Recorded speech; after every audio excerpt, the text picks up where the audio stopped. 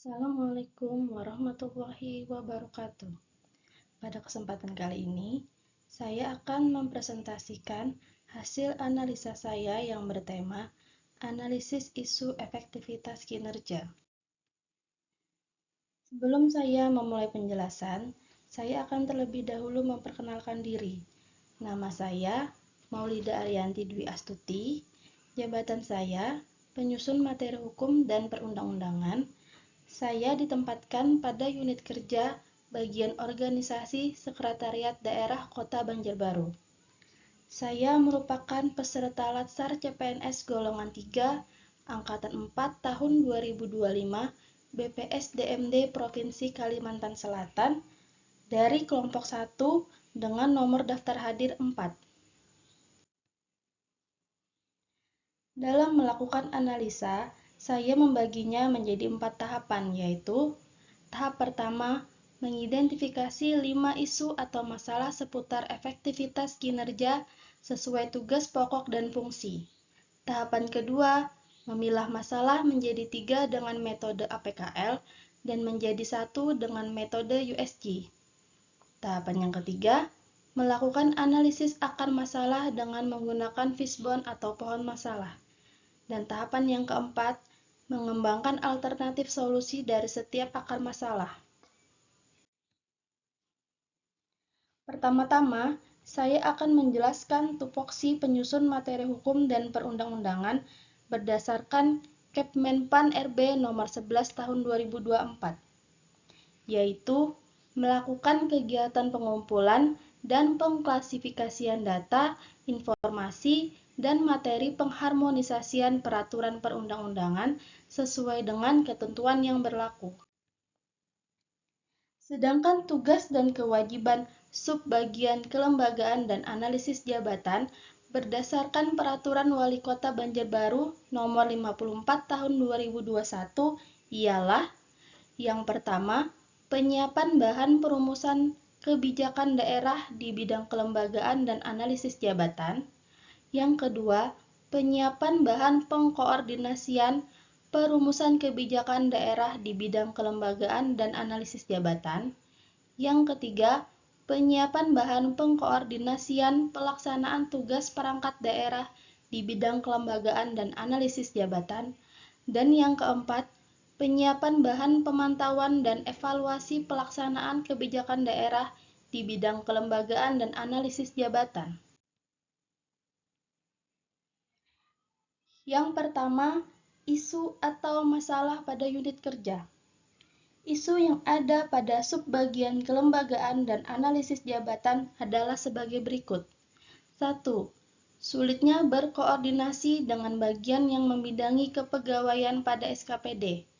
Yang kedua, keterbatasan pengetahuan di setiap SKPD yang menangani kepegawaian dalam memahami kelembagaan dan analisis jabatan. Yang ketiga, perubahan regulasi yang berimbas pada nomenklatur jabatan. Keempat, jumlah SKPD yang cukup banyak. Dan kelima, kurangnya kemampuan dalam mengoperasikan komputer yang dimiliki pegawai ASN maupun non-ASN pada beberapa SKPD. Tahapan yang kedua yaitu menapis isu menggunakan metode APKL. Berdasarkan metode APKL, maka 3 isu yang menjadi prioritas adalah isu nomor 1, isu nomor 2, dan isu nomor 5.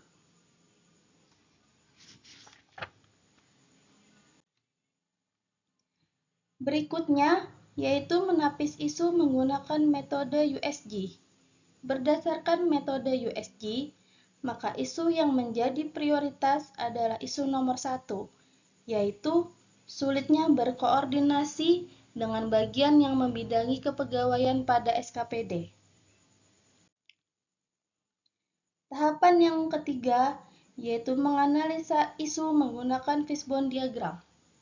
Dalam fishbone diagram ini, saya mengambil kategori 6M dan hanya menggunakan 4M, yaitu man, method, material, and machine.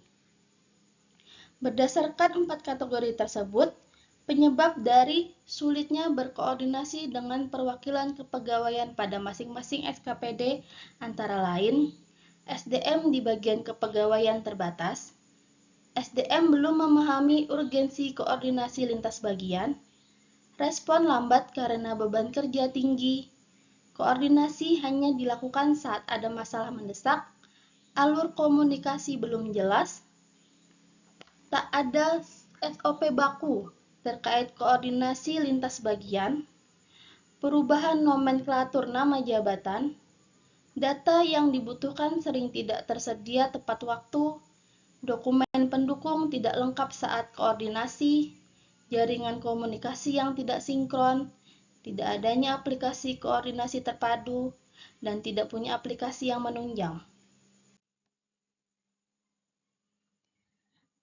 Adapun analisis akar masalah dari isu tersebut yaitu yang pertama, tidak adanya SOP dan alur baku koordinasi lintas bagian kepegawaian.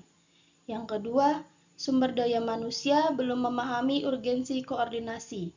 Yang ketiga, belum ada sistem atau aplikasi terpadu untuk memfasilitasi koordinasi dan pelacakan status koordinasi. Dan yang keempat, beban kerja tinggi tanpa manajemen prioritas untuk urusan koordinasi lintas bagian. Sehingga, alternatif solusi yang dihasilkan antara lain penyusunan SOP dan alur koordinasi, penguatan arahan pimpinan untuk mendahulukan koordinasi, membuat grup komunikasi resmi berupa WhatsApp atau Telegram khusus untuk kepegawaian lintas bagian, mengadakan sosialisasi urgensi koordinasi lintas bidang, dan melatih komunikasi efektif untuk staf yang terlibat koordinasi, dan yang terakhir, evaluasi berkala. Kiranya sekian presentasi dari saya. Semoga hasil analisis ini dapat memberikan manfaat sebanyak-banyaknya. Terakhir, wabillahi taufiq wal hidayah. Wassalamualaikum warahmatullahi wabarakatuh.